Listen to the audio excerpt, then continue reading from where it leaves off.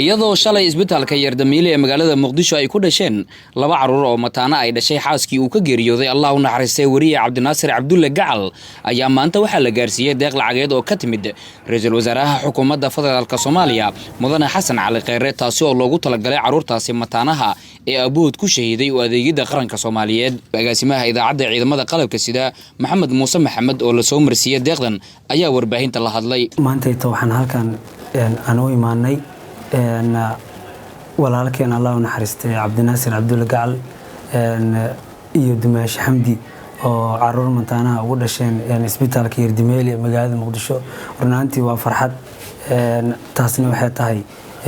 maadaama walaalkeen oo dhintay nagama dhiman waa uu dhuntay caruurtiisa joogto oo aan ku qancina Ilaahay asiga oo ofsada laakiin bedelkiis muxuu siiyay laba wiil oo mataana ah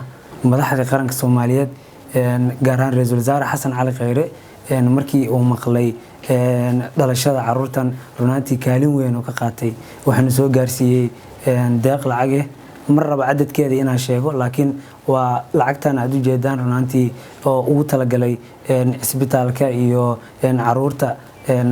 caanahoodii iyo dharkoodii in maxaytoon lagu iibiyo agaasimaha isbitaalka Yardamiile Ibrahim Maxamed Xasan ayaa dhinaciisa damaanad qaaday daryeel caafimaad oo bilaash ah isbitaalka wixii kaga aadanaa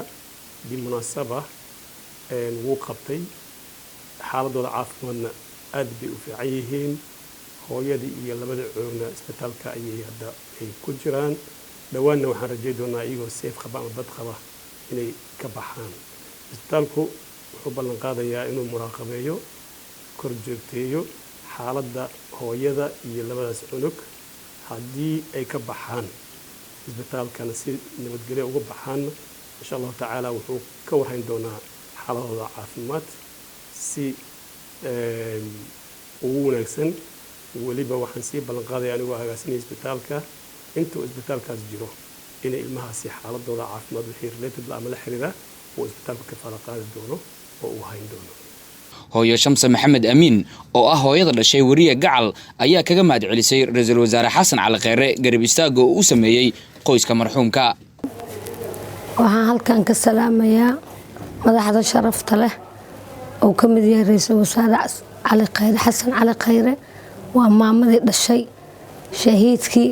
u dhintay qarankiisa Cabdinaasir Cabdulle Gacal waa ku mahadsantiin deeqdii lacageed oo soo gaarsiiseen aad iyo aad ayaa ugu mahadsantiin boqolkiiba boqol waxaan Ilaahay ka rajaynayaa sidaan isii ka fiican inaan idinka heli doono